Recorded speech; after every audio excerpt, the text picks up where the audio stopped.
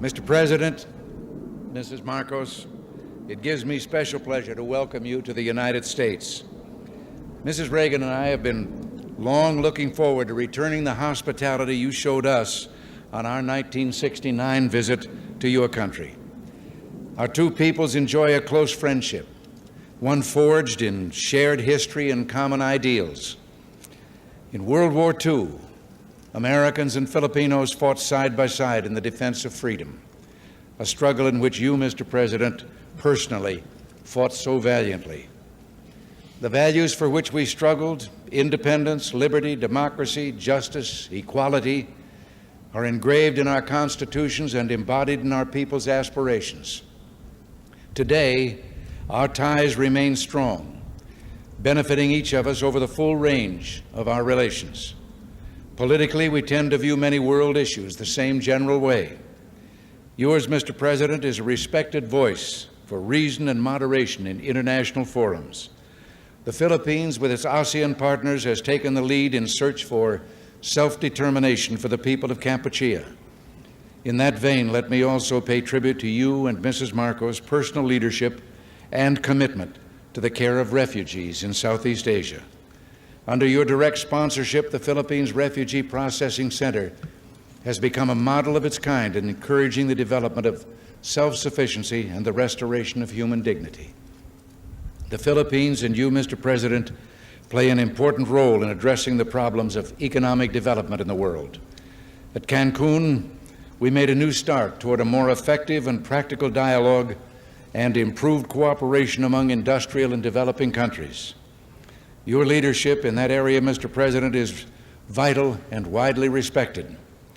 Under your leadership at home, the Philippines can boast a record of solid economic growth over the past decade, attributable in significant part to its hospitable attitude toward free enterprise and private initiative. Your country's dedication to improving the standard of living of your people is an effort in which we've been delighted to participate through bilateral and multilateral economic assistance. Your continuing interest in better nutrition has led the Philippines to achieve self-sufficiency in food grain production. You can also point with pride to the success of your rural electrification program, now bringing benefits to an increasing number of remote regions. And I find it a matter of personal satisfaction that your country and my home state of California are both pioneers in developing geothermal power to replace expensive energy imports. The United States remains the Philippines' leading trading partner, and American firms are the largest foreign investors in your country, reflecting their confidence in your progress and prospects for economic growth.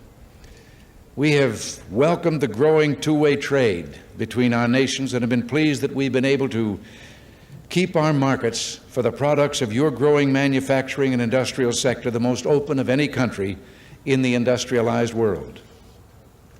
America considers itself especially fortunate to have nearly 1 million persons of Filipino heritage now residing in our country.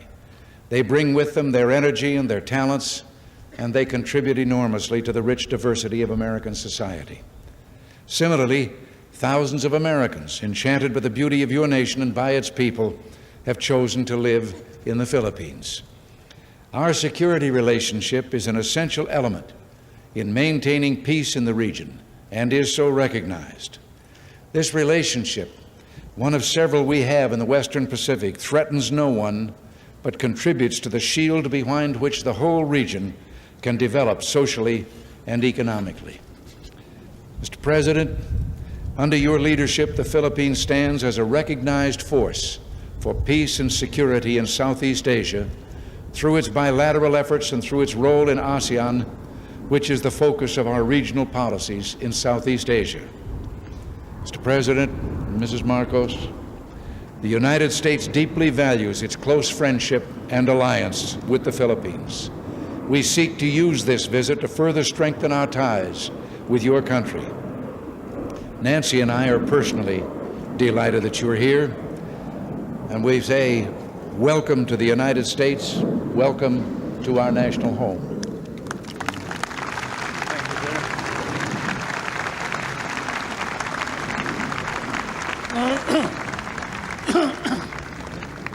Thank you very much, President Reagan. Mrs. Reagan, members of the Cabinet, distinguished guests, my friends.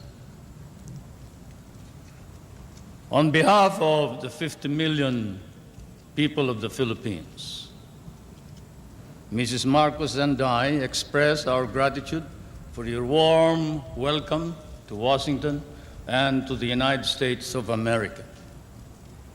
This great and beautiful city, that is one of the few cities that was built as the capital for a great nation,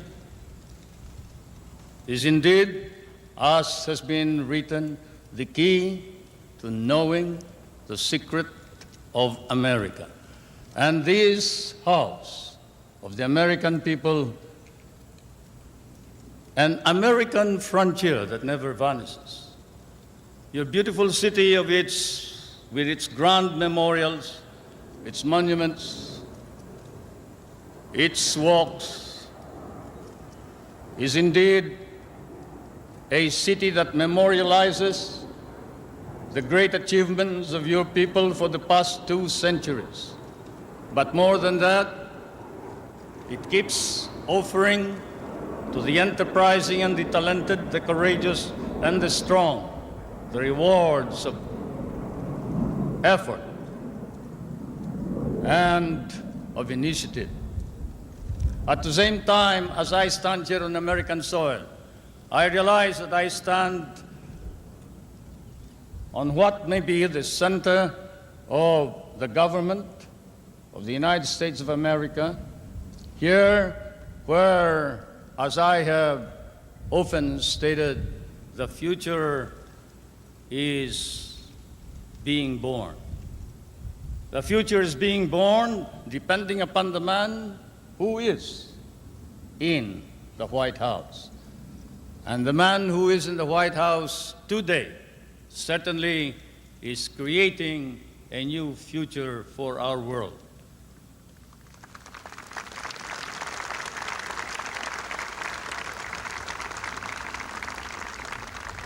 For Mr. President, I come from that part of the world wherein the poorest of the world's population live. I come from that part of the world that cherishes an image of America with its ideals, its dreams, its illusions. I come from the Philippines, a part of Asia, which has been molded along the principles of American democracy. We learned to love these ideals and principles, and we lost 1 million of our people fighting for them in the last war. We have always stood by these ideals. We shall continue to do so, whatever may be the cost, at the risk of our fortunes, our lives, but more important of all, our honor. We stand for the ideals of democracy that is our legacy from the United States of America.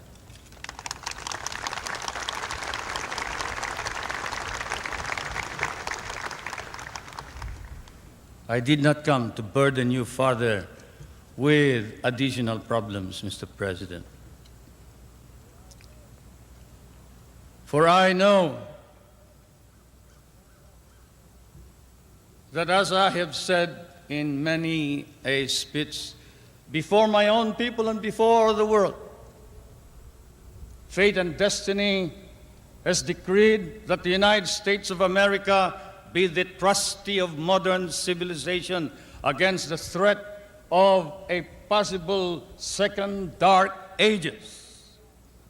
And America cannot fail.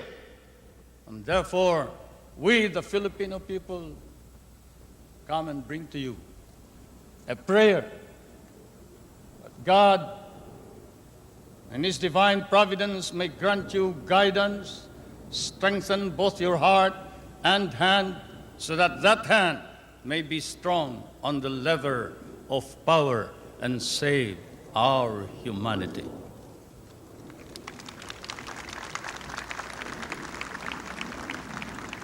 If America fails, then the world is lost. And thus, Mr. President, I can assure you that throughout all of Asia, there is nothing but a reservoir of goodwill for you, the American people, and the United States of America. Once again, may I say thank you for your warm welcome and your hospitality, which I know we will never be able to reciprocate. Thank you.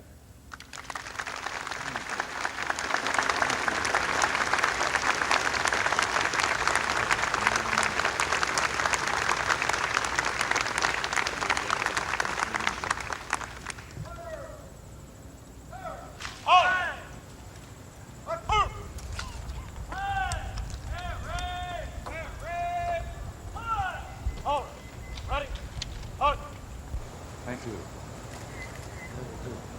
Well, should I thank you?